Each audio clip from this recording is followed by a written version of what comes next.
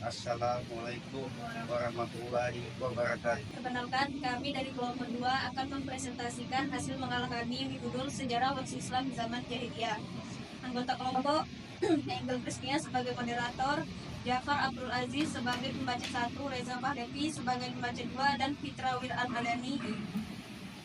Baiklah, langsung saja yang akan dibacakan Jafar Abdul Aziz.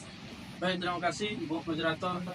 Di sini kami akan membahas masalah sistem kewarisan Arab pra-Islam, yakni Zaman Jahiliyah. Jadi bangsa Arab pra-Islam sebenarnya sudah mengenal sistem kewarisan yang dimaknai dengan perpindahan harta benda dan hak-hak material dari pihak yang mewariskan setelah yang bersangkutan meninggal kepada penerima waris. Tradisi pada saat itu menetapkan yang menjadi sebab pewarisan adalah garis keturunan atau nasab dan sebab atau alasan tertentu. Yang pertama, adanya pertalian kerabat. Jadi kekerabatan ialah hubungan nasab antara orang yang mewariskan dengan orang yang mewarisi yang disebabkan oleh kelahiran. Contohnya orang tua dengan anak-anaknya dan juga dengan istrinya. Jadi mereka mempunyai pertalian darah. Kemudian yang kedua, adanya ikatan prasetya. Jadi janji prasetya adalah dorongan kemauan bersama untuk saling membela jiwa raga dan kehormatan mereka. Tujuan ini tidak mungkin terrealisasi apabila pihak-pihak yang berjanji adalah anak-anak yang belum dewasa. Apabila kaum wanita. Adapun isi perjanjian prasetya tersebut adalah contohnya, darahku, darahmu. Pertumpahan darahku, pertumpahan darahmu. Perjuanganku, perjuanganmu. Perangku, perangmu. Damaiku, damaimu. Kamu mewarisi hartaku, aku mewarisi hartamu. Kamu dituntut darahmu karena aku, dan aku dituntut darahku karena kamu. Dan diwajibkan membayar denda sebagai pengganti nyawaku. Aku pun diwajibkan membayar denda sebagai pengganti nyawamu. Jadi seperti contoh ikatan perjanjian prasetya tersebut. Kemudian adanya pengangkatan anak atau mengambil anak angkat. Sebagaimana dijelaskan sebelumnya bahwa pewarisan atau pertalian kerabat, pewarisan atas dasar ikatan janji prasetya, dan pewarisan atas dasar pengangkatan anak disyaratkan harus laki-laki yang sudah dewasa. Jadi di zaman pra-Islam atau zaman jahiliyah, sistem waris ini sudah ada sebelum Islam itu datang. Tetapi dia lebih bisa dikatakan diskriminatif terhadap kaum anak-anak dan kaum perempuan. Maka mereka tidak dapat warisan karena dianggap mereka lemah. Kemudian cara yang diambil orang Islam untuk mengganti hukum waris pada masa jahiliyah itu adalah sebagai berikut, yang akan dijelaskan oleh rekan kami, Saudara Reza Fahlevi. Silakan. Terima kasih saudara kita Jafar. Saya akan menyampaikan cara yang diambil orang Islam untuk mengganti hukum waris pada masa jahiliyah.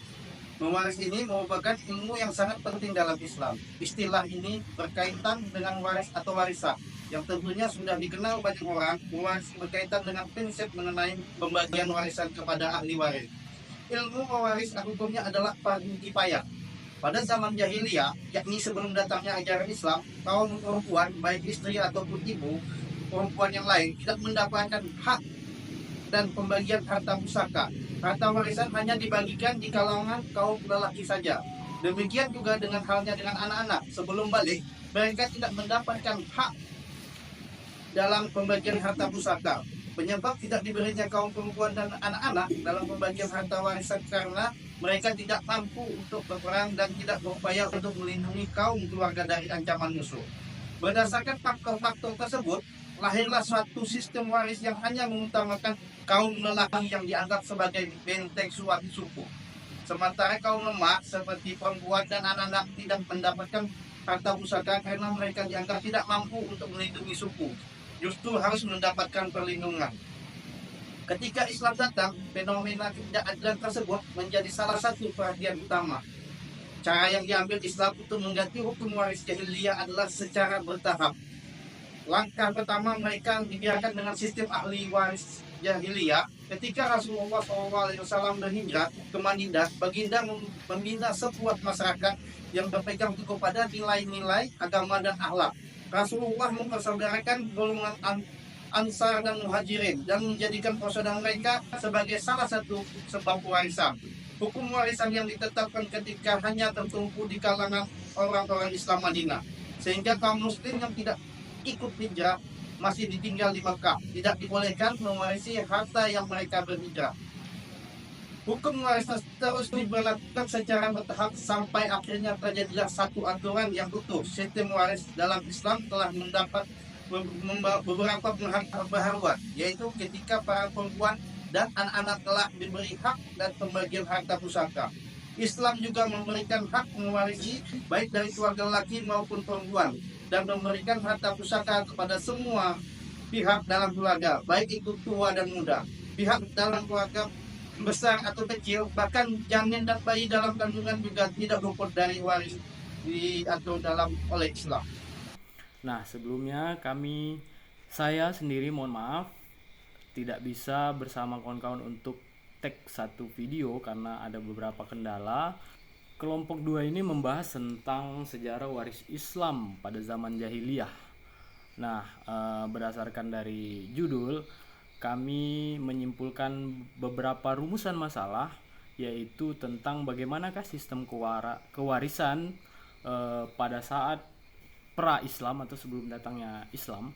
Kemudian yang kedua, bagaimana cara yang diambil orang Islam untuk mengganti hukum waris pada zaman jahiliyah. Nah, itu tadi pemaparan dari teman-teman dari kelompok 2. Mudah-mudahan bisa dimengerti dan bisa memahami sejarah hukum waris ketika sebelum datangnya Islam, kemudian bagaimana Islam datang dan mengganti hukum waris itu menjadi lebih baik dan lebih sempurna. Baik, itu tadi hasil presentasi dari kelompok kami. Jangan lupa like dan subscribe-nya teman-teman. Kami akhiri. Wassalamualaikum warahmatullahi wabarakatuh.